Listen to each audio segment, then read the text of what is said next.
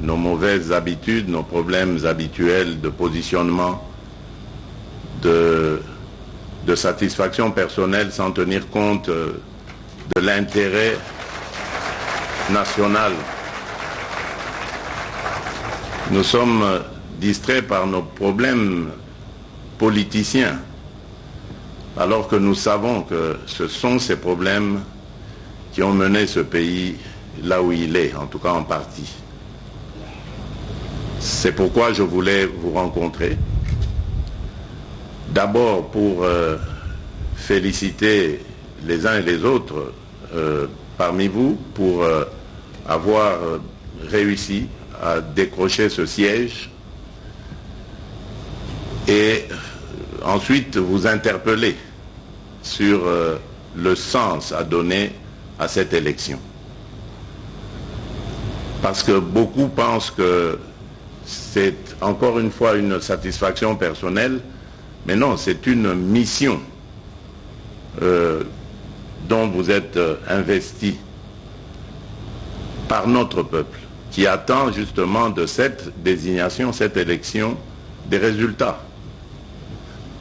Et moi qui suis à la tête de ce pays, je sais aussi que sans votre appui, sans votre regard dans le sens qui est le mien, le sens dans lequel aussi je regarde, eh ben, je ne pourrais pas réussir cette mission.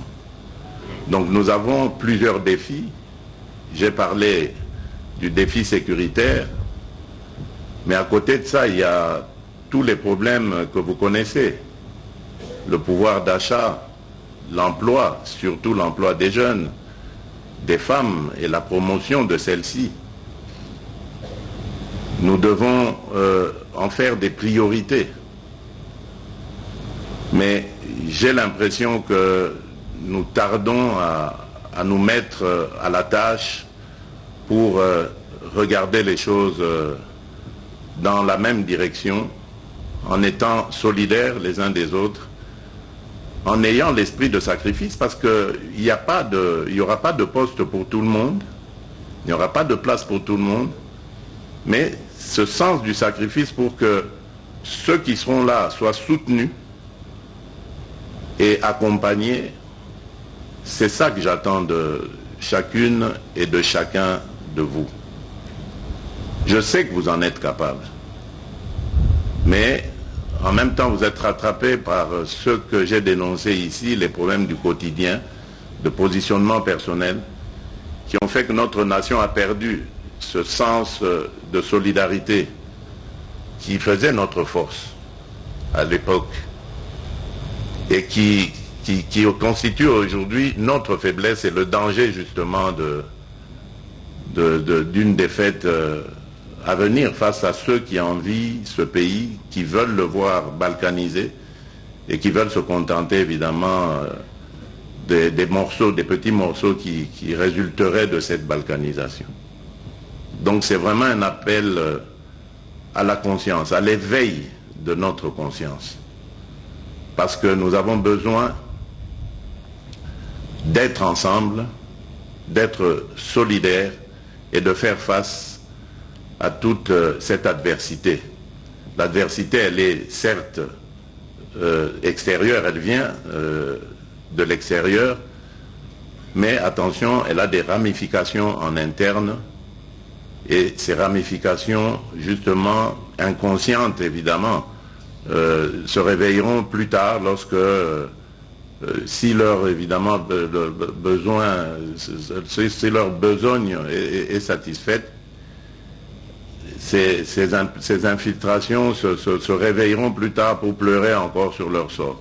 Donc je compte sur vous pour être vigilants, et ça commence justement par nous mettre d'accord sur ce que nous allons faire dans un avenir très proche. C'est-à-dire déjà en mettant ce bureau de l'Assemblée nationale en place, puis ensuite celui du Sénat, et puis investir le nouveau gouvernement et se mettre directement au travail. Alors, ici, je ne suis pas venu pour accuser les uns et les autres je suis venu simplement entendre aussi votre voix, parce que je ne l'ai pas entendu. Ce que j'ai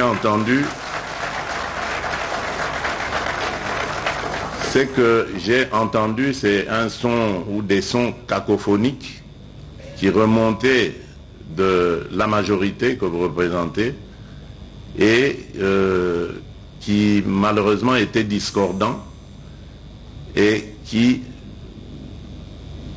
vraiment reflètent cette inquiétude qui est la mienne, qui symbolise évidemment ce manque de solidarité en ce moment, ces dissensions assez inquiétantes. Alors moi je voudrais savoir qu'est-ce qui s'est passé et pourquoi est-ce que vous n'avez pas voulu de la proposition faite par le Présidium. Si les choses ne se sont pas passées comme elles devraient se passer, eh bien, on va les recommencer, quitte à ce que nous y arrivons.